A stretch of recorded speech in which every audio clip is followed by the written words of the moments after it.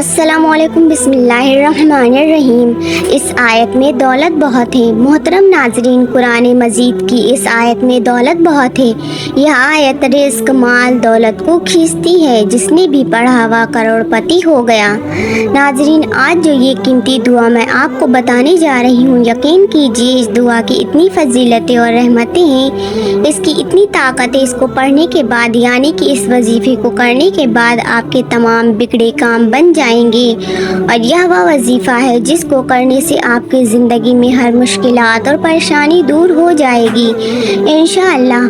1000 سال سے چھپی ہے یہ تسبیح، جو بھی کرے گا اس کا ہر ناممکن کام ممکن میں بدل جائے گا۔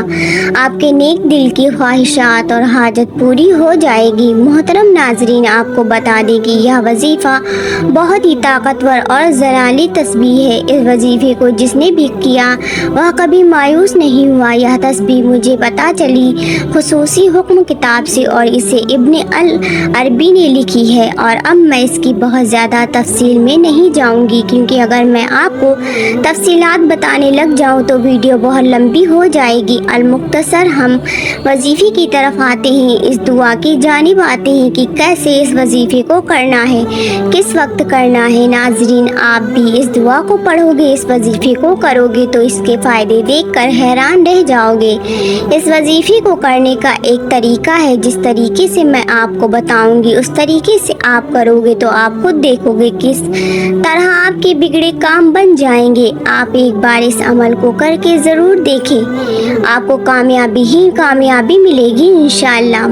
محترم ناظرین، اس وظیفے کا طریقہ کار میں بتانے جا رہی ہوں، ذرا غور سے سنیے گا۔ اب آپ کے ذہن میں کچھ شک نہ رہے تو میں چھوٹی چھوٹی چیز بھی آپ کو بتانا چاہوں گی کہ کیسے اس وظیفے کو کس وقت کر سکتے ہیں۔ ناظرین، ویسے تو آپ اس وظیفے کو کسی بھی وقت کر سکتے ہیں، لیکن اگر آپ کسی نماز کی بات کریں گے تو زیادہ بہتر ہوگا، کیونکہ یہ خاص وظیفہ ہے، یہ خاص دعا ہے۔ ناظرین، آپ کوئی بھی وظیفہ کریں یا تسبیح پڑھیں، اس میں اثر تبھی ہوتا ہے، وہ وظائف پر تاثیر تبھی ہوتی ہے جب آپ 5 وقت کی نماز کے پابندی سے پڑھتے ہو۔ بہت سے میرے بھائی بہن شکایت کرتے ہیں کہ ہم طرح طرح کے وظیفے پڑھ کر تھک گئے، کوئی فائدہ نہیں ہوتا۔ تو ناظرین، آپ اس بات کو ذہن نشین کر لیں کہ بنا نماز کے کوئی بھی عمل، وظیفہ یا تسبیح کامیاب تبھی ہوگا جب آپ نماز پڑھیں گے۔ نماز ایک ایسی رسی ہے جو سیدھے آپ کو اللہ کے قریب کھینچ کر لاتی ہے، تو آپ سب نماز کی پابندی ضرور سے کریں۔ تو اسی لیے ناظرین، جب آپ نماز کے بعد اس وظیفے کو کرو گے تو اس وقت آپ کا وضو بھی ہوگا، آپ نے ذکر و اذکار بھی کیا ہوا ہوگا۔ جب آپ کو ذکر و اذکار کر کے اللہ پاک کو یاد کر کے، اللہ پاک کی عبادت کر کے اللہ پاک سے کچھ مانگتے ہیں اور کچھ خاص عمل کرتے ہیں، کچھ خاص وظائف کرتے ہیں، تو ان کا زیادہ فائدہ ہوتا ہے، زیادہ اثر ہوتا ہے۔ اگر آپ کسی نماز کے بعد کریں گے تو بہت اثردار وظیفہ ہو جائے گا۔ ویسے آپ اس عمل کو کسی بھی وقت کر سکتے ہیں، جب بھی آپ کو وقت ملے، کوئی پابندی والی بات نہیں ہے۔ اس دعا کو، اس وظیفے کو کوئی بچہ بھی کر سکتا ہے، مرد بھی کر سکتا ہے، اور عورتیں بھی کر سکتی ہیں۔ آپ کا بچہ سمجھدار ہے تو وہ بھی اس دعا کو پڑھ سکتا ہے۔ اگر وہ پڑھائی میں ہے تو انشاءاللہ تعالی اس کو کامیابی عطا کریں گے۔ اگر کوئی عورت کرنا چاہے، اس کی زندگی میں بہت ساری مشکلات ہیں، اس کی بہت سے مسئلے مسائل ہیں، تو انشاءاللہ اس عورت کو بھی کامیابی ملے گی۔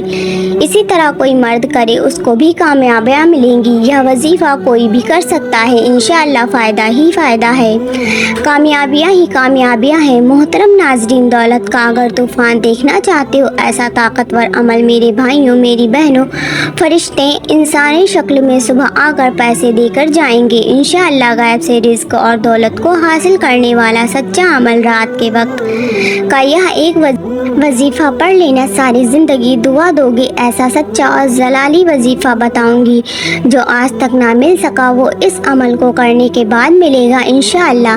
محترم ناظرین، آپ اس وظیفے کو رات کے کسی وقت بھی کر سکتے ہیں، عشاء کی نماز کے بعد وہی مصلی پر بیٹھے بیٹھے کر لیں تو یہ بہتر ہوگا۔ ویسے آپ سونے سے پہلے بھی کر سکتے ہیں، بستر پر جانے کے بعد بھی پڑھ سکتے ہیں۔ آپ کو یہ عمل اپنے گھر کے ایسی جگہ پر کرنا ہے جہاں آپ کو کوئی بھی تنگ نہ کرے، نہ آپ سے کوئی بات چیت کرے۔ ناظرین، کوشش کرنا کہ جب سونے کا وقت قریب ہو تب آپ اس عمل کو کرنا بہتر ہوگا کہ آپ اس عمل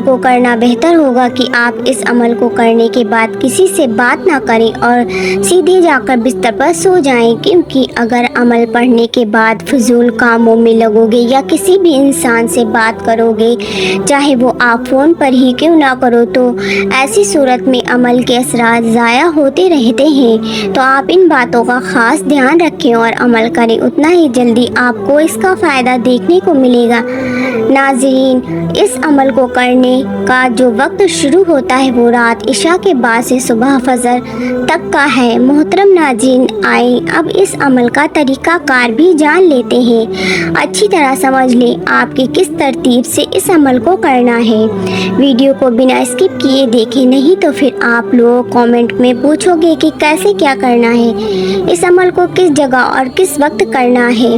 یہ میں آپ کو اوپر بتا چکی ہوں، بہت چھوٹا سا عمل ہے، چند صرف منٹوں کی اس عمل سے اس کا معجزہ آپ اپنی آنکھوں سے خود دیکھ لینا کہ جو لوگ آپ کو پسند نہیں کرتے، آپ کو دھتکارتے ہیں، آپ کی غریبی کا مذاق بنا رہے ہیں، وہی لوگ اس عمل کو پڑھنے کے بعد آپ کے آگے پیچھے گھومیں گے، آپ کی جی حضوری کریں گے۔ اس عمل کو کرنے کے بعد آپ کی عزت بھی ہوگی، آپ کا رتبہ بھی ہوگا، سب کی نظروں میں اونچا آپ کا مقام بھی ہوگا۔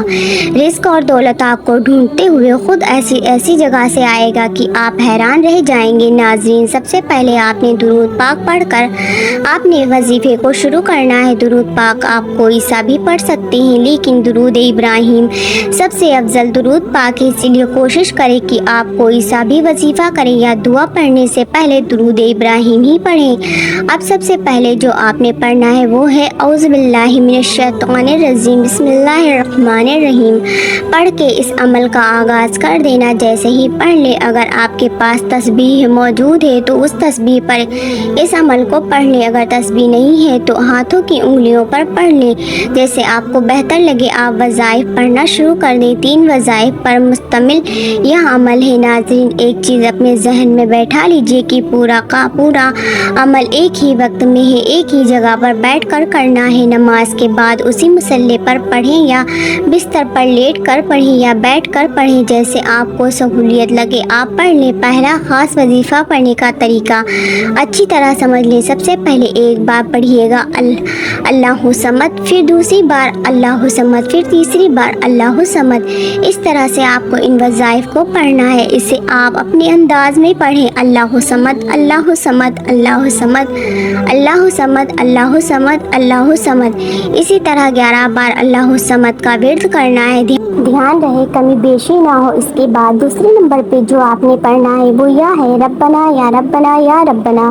دوسرے نمبر پر آپ کو یا ربنا کا ورد کرنا ہے، صرف اور صرف 7 مرتبہ پڑھنا ہے۔ اب آپ کو تیسرے نمبر پر جو پڑھنا ہے وہ سمجھ لیں۔ اس کے بعد آپ نے سورہ اخلاص کو پڑھنا ہے، اور پھر جو دعا میں آپ کو بتاؤں گی اس دعا کو آپ نے ضروری سے پڑھنا ہے۔